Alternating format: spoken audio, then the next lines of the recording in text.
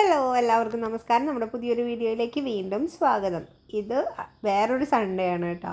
അപ്പോൾ അന്ന് രാവിലെ തന്നെ ഞങ്ങൾ കുളിയൊക്കെ കഴിഞ്ഞ് നമ്മുടെ ഒരു ബ്രേക്ക്ഫാസ്റ്റ് ടൈം എന്ന് പറഞ്ഞു കഴിഞ്ഞാൽ 8:30 to 9:15 അതിനുള്ളിൽ പോയി കഴിച്ചോളണം.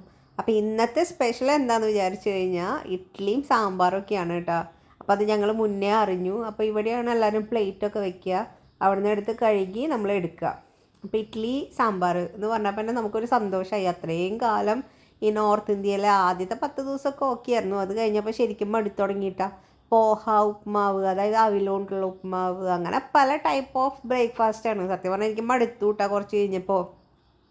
അപ്പോൾ ഇഡ്ഡലി സാമ്പാർ എന്ന് പറഞ്ഞപ്പോൾ എനിക്ക് ഭയങ്കര സന്തോഷമായി. പക്ഷേ സാമ്പാർ എന്ന് പറഞ്ഞു കഴിഞ്ഞാൽ നമ്മുടെ അടുത്ത സാമ്പാർ പോലെയൊന്നുമല്ല, എന്നാലും ഒരു സമാധാനം. പിന്നെ ഇഡ്ഡലി ആകെ ഒട്ടിയിട്ടുള്ള ഇഡ്ഡലി ആയിരുന്നു കേട്ടോ. നമ്മുടെ ഇവിടുത്തെ പോലത്തെ ആണ് ഉദ്ദേശിച്ചതെങ്കിലും ഇഡ്ഡലി എന്ന് പറയാം, അത്ര തന്നെ.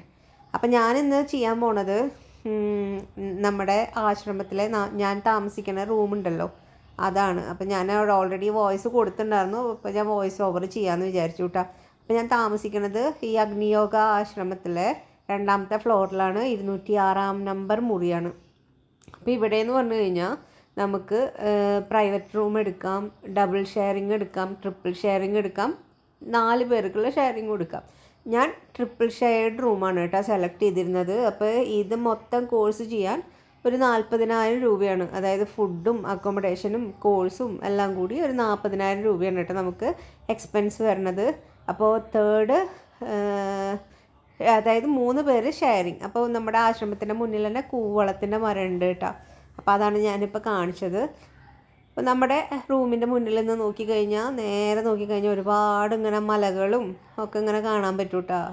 നമ്മുടെ ഋഷികേശിൻ്റെ ഭംഗി കറക്റ്റായിട്ട് നമുക്ക് ഇവിടെ നിന്ന് ആസ്വദിക്കാൻ പറ്റും. അത്രയ്ക്ക് നല്ലൊരു വ്യൂ ആണ്, പ്രത്യേകിച്ച് പുലർച്ചെയൊക്കെ. ഇവിടെ അങ്ങനെ രാത്രിയൊന്നുമില്ല, എപ്പോഴും ഇങ്ങനെ ഒരു വെളിച്ചമൊക്കെ ഉണ്ടാവും കേട്ടോ. അപ്പോൾ അങ്ങനെ ഞാൻ ആ ഫ്രണ്ട് ഭാഗമൊക്കെ കാണിച്ചു തന്നില്ലേ. നമുക്ക് നമ്മുടെ റൂമിലേക്ക് പോകാം. നമ്മുടെ 206 എന്ന് പറഞ്ഞ നമ്പറാണ് കേട്ടോ നമ്മുടെ റൂം. അപ്പോൾ ഞാനിതിങ്ങനെ ഓപ്പൺ ചെയ്യുമ്പോൾ 3 ബെഡും അതുപോലെ തന്നെ 3 കബോർഡും ഉണ്ടാവും. അതായത് ഓരോരുത്തർക്കും ഓരോ കബോർഡ്, അതുപോലെ തന്നെ ഒരു സൈഡ് ടേബിളും ഉണ്ടാവും കേട്ടോ.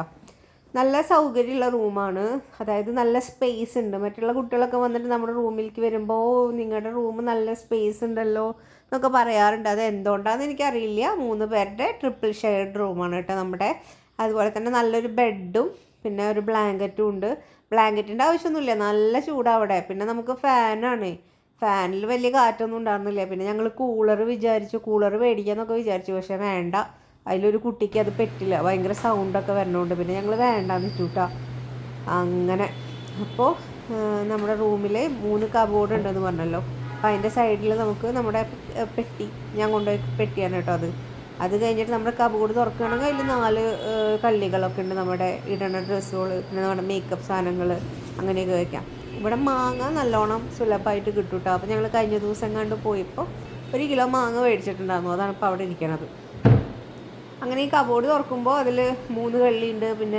പിന്നെ നമ്മൾ എപ്പോഴും യൂസ് ചെയ്യുന്ന ഡ്രസ്സ് നമ്മുടെ ഈ കബോർഡിൽ വെക്കുക. പിന്നെ മേക്കപ്പ് ഐറ്റംസ് അതൊക്കെ കബോർഡിൽ വെച്ചിട്ടുണ്ട്. ബാക്കിയുള്ള ഡ്രസ്സൊക്കെ നമ്മുടെ പെട്ടിയിൽ ഇരിപ്പുണ്ട് കേട്ടോ.